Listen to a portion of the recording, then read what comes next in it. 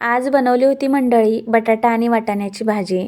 चवीला अप्रतिम लागत होती ही भाजी आणि खूप काही इन्ग्रेडियंट्ससुद्धा मी ह्या भाजीमध्ये वापरले गेले नव्हते, पण चविष्ट लागत होती. म्हणून म्हटलं हा व्हिडिओ तुमच्यासोबतसुद्धा शेअर करावा. आणि माझी कोणतीही रेसिपी खूप काही साहित्याने बनली गेलेली नाही आहे. अगदी सिंपल आणि चविष्ट भाज्यांची रेसिपी मी तुमच्यासोबत शेअर करते.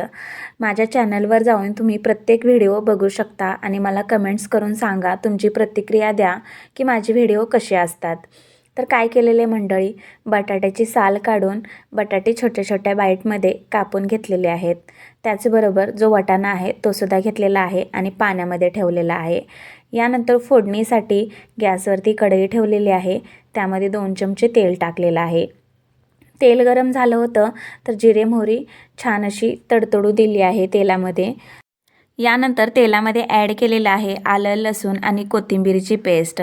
छान अशी परतून घेतलेली आहे. यानंतर यामध्ये टाकूया उभा पातळ चिरलेला कांदा.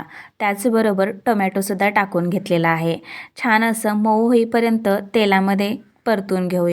आता टाकूया यामध्ये बेसिक मसाले, जे की सगळ्यांच्या घरामध्ये अवेलेबल आहेत तेच.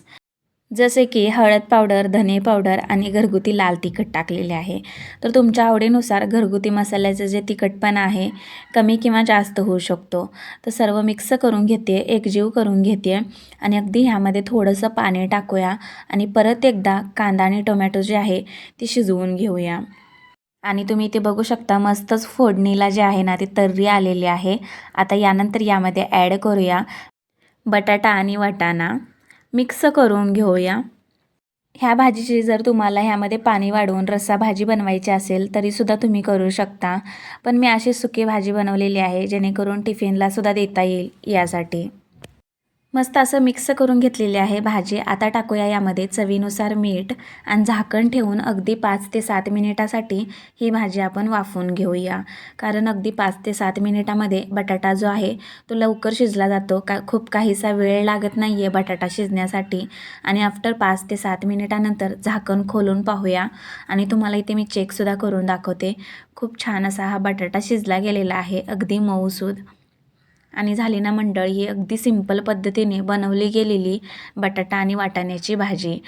ही रेसिपी कशी वाटली मला नक्की कमेंट्स करून कळवा. आवडल्यास लाईक, शेअर आणि चॅनलला नक्की सबस्क्राईब करा. आणखीन भाजीची चव वाढवण्यासाठी इथे कोथिंबीर बारीक चिरून टाकलेली आहे. तुम्हीसुद्धा अशा प्रकारची भाजी नक्कीच बनवून पहा आणि एन्जॉय करा.